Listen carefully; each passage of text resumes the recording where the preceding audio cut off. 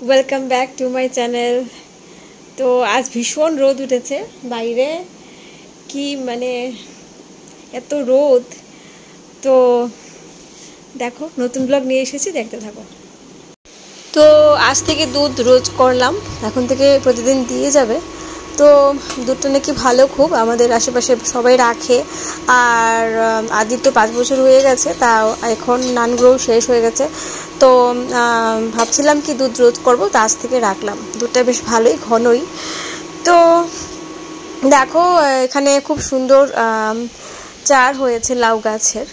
তো দেখতে পাচ্ছ কলটা সরিয়ে এদিকে আনা হয়েছে, কারণ সামনে ছিল কলটা, কারণ সামনে একটা ঘর করা হয়েছে এর মধ্যে। তো তোমাদের সাথে শেয়ার করলাম।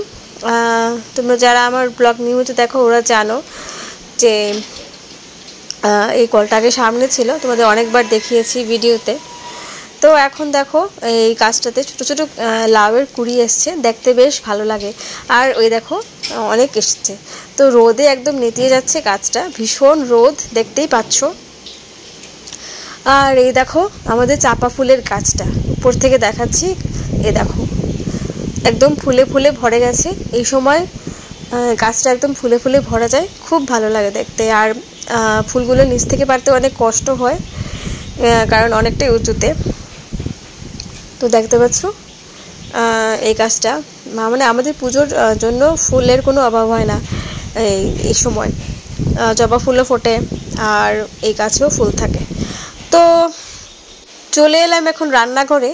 তো নিয়ে নিয়েছি টমেটো কুচি করে, তারপরে নিয়ে নিয়েছি এখানে মশলা। আর মশলাগুলো বলছি: টমেটো, তারপরে এখানে আছে ঝিঙ্গে, তারপর এখানে নিয়ে নিলাম এই নতুন বেরিয়েছে কাঁকরোল। তো খুব ভালো লাগে এই সময় নতুন যে সবজিগুলো বার হয়। আর নিয়ে নিয়েছি এখানে কচি চাল কুমড়ো। তোমরা তোমাদের পছন্দ অনুযায়ী সবজি নিতে পারো, কারণ আজ বানাবো পনির, তো সবজি দিয়ে পনির বানাবো। তো নিয়ে নিয়েছি কাঁচা পাকা লঙ্কা, শুকনো লঙ্কা, তেজপাতা, জিরে, মৌরি গুঁড়ো, জিরে গুঁড়ো, লঙ্কা গুঁড়ো, এটা হলো কসুরি মেথি। তারপর নিয়েছি এখানে অল্প আমচুর পাউডার, কিং মশলা, ধনে গুঁড়ো অল্প। আর এই দেখো এই সব কিছু আমি নিয়ে নিয়েছি। তো এগুলো দিয়ে আমি বানাবো সবজি পনির রেসিপিটা। আর কসুরি মেথি দিলে না আলাদা একটা ফ্লেভার আসে, খুব ভালো লাগে। তো আর আমি কী কী ইউজ করবো দেখো। তো পনিরটা আমি ভিজিয়ে রেখেছি, এখানে ধুয়ে ভালো করে ভিজিয়ে রেখেছি। এটা ভাজার দরকার নেই, ভাজবো না। তো এখানে আমি নিয়ে নিয়েছি কি হলো হোয়াইট তিল। তো তিল আর আমি বেটে নেবো গিয়ে হলো পোস্ত। তো পোস্তটাই বেটে নিচ্ছি, তিল আর পোস্ত বেটে সাইড করে রেখে দিব। তো দেখো কি সুন্দর বাটা হয়েছে। তো এখন আমি তেল সরিষার তেলে ব্যবহার করছি। আর দিয়ে দেব কি হলো লং, বেশ কয়েকটা লং দিয়ে দেব। তারপর আমি এখানে দিয়ে দিলাম দারুচিনি। আর আমি এগুলো পরেও ব্যবহার করব, দারুচিনিটা একদম শেষে আবার। আর দিয়ে দেব তেজপাতা। আর বাকি যে জিনিসগুলো আমি নিয়েছি, শুকনো লঙ্কা, তারপর এগুলো আমি ফোড়নগুলি দিয়ে দেব। দেখতে পাচ্ছ জিরে, মৌরি সবগুলো আমি দিয়ে দিচ্ছি। তো বাচ্চাটা না অনেক সময় বা বড়োদেরও সবসময় সবজি খেতে ভালো লাগে না।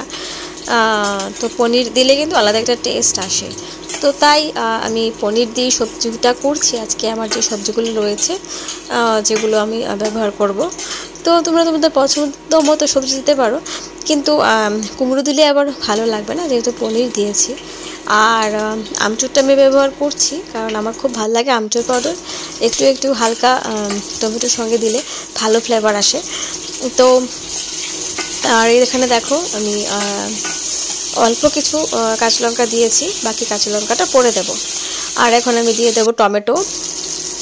টমেটোগুলো দেওয়ার পর ভালোভাবে এটা সতে করে তারপর আমি বাকি ভেজিটেবলগুলো দিয়ে দেবো একে একে।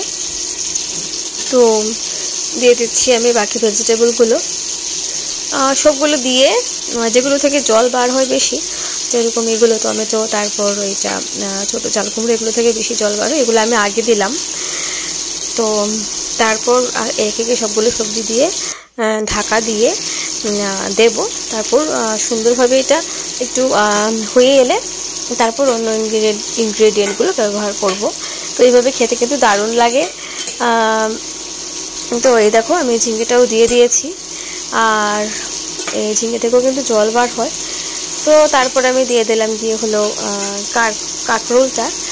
তো এই দেখো দিয়ে দিচ্ছি। তো তোমরা মানে যারা ভেজিটেবল খেতে পছন্দ করো না তারাও একবার এইভাবে করে খেয়ে দেখবে। পনিরের সঙ্গে খেলে কিন্তু আলাদা টেস্ট আসে, খেতে ভালো লাগে। তো আর এই দেখো এখানে আমি বেগুন ইউজ করলাম না, যেহেতু পনির আছে তাই। তো দেখো কি সুন্দর ভাবে এটা হয়ে এসছে, জল বেরিয়েছে। তো একটু নাড়াচাড়া করে তারপর আমি মশলাগুলো দিয়ে দেব।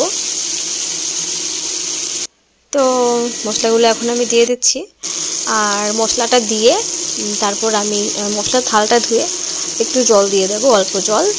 আর এটাতে বেশি জল দেব না, একটু মাখো মাখোই হবে। তো মাখো মাখো হলে খেতে বেশ ভালো লাগে। তো দেখতে পারলে আমি জলটা দিয়ে দিয়েছি মশলার থালটা ধুয়ে। তো মশলাটা ভালোভাবে ভাজা ভাজা হলে সবজির সাথে ভালোভাবে মিশলে জলটা শুকিয়ে এলে তারপর আমরা ব্যবহার করব এই পেস্টটা যেটা বানিয়ে রেখেছিলাম, ওইটা এখন এর মধ্যে দিয়ে দেব। তো দেওয়ার পর খুব সুন্দর একটা স্মেল বার হয়, খুব ভালো লাগে এই সময়। তো এখন আমি দিয়ে দেব এটার যে মেন ইনগ্রেডিয়েন্ট পনির, ওইগুলো আমি এখন দিয়ে দেব। কারণ পনিরগুলো এখন আমি ফ্রাই করব না, এটাতে ফ্রাই করতে হয় না, ফ্রাই করলে ভালো লাগবে না, শক্ত শক্ত লাগবে। তো পনিরগুলো জলে চুবিয়ে রেখেছিলাম, তো এখন আমি তুলে দিয়ে দিলাম। তো এর সাথে পনিরগুলো সুন্দরভাবে হয়ে যাবে। তো আমি ভালোভাবে মিশিয়ে নিচ্ছি। তো এই দেখো, তো এখন আমি আবার একটু ঢাকা দিয়ে দিলাম অল্প সময়ের জন্য। আর এখানে আমি দারুচিনি এলাচটা অল্প একটু জল দিয়ে তারপর এটা পেস্ট করে এতে দিয়ে দেব। আর এখন স্বাদ মতো নুন দিয়ে দিচ্ছি, নুন দিয়ে ভালোভাবে মিশিয়ে নেব। তো দেখতেই পাচ্ছ কি সুন্দর মাখো মাখো হয়েছে। এখন গরম মশলাটা পেস্টটা দিয়ে দেব। তো ইচ্ছে করে আমি একটু জল দিয়েছি বেশি, যাতে এটার সঙ্গে মাখো মাখো হয়ে যায়, সুন্দরভাবে মিশে যায়। তো এই দেখো আমার রান্না প্রায় হয়ে এসছে। তো তোমরা ইচ্ছে করলে লঙ্কা বেটেও দিতে পারো, তাতেও টেস্ট কিন্তু দারুণ হয়।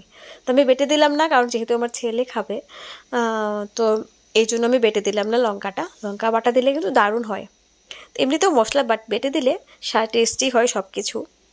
তো বেশ দারুণ লাগছে, স্মেলটা দারুণ বেরিয়েছে। এখন দিয়ে দিচ্ছি কাসুরি মেথি। কাসুরি মেথি উপর থেকে ছড়িয়ে দিলে আরও দারুণ সুন্দর ফ্লেভার আসে। আর এইভাবে করলে না পেট পুরে এক থালা ভাত খেয়ে নেওয়া যায়, আর বাচ্চারাও চেটেপুটে খেয়ে নেয়। তোমরা ইচ্ছে করলে এখানে অল্প একটু চিনিও দিয়ে দিতে পারো, তো আমি দিলাম না। তো দেখা হচ্ছে নতুন ভিডিওতে। সবাই ভালো থাকবে, সুস্থ থাকবে।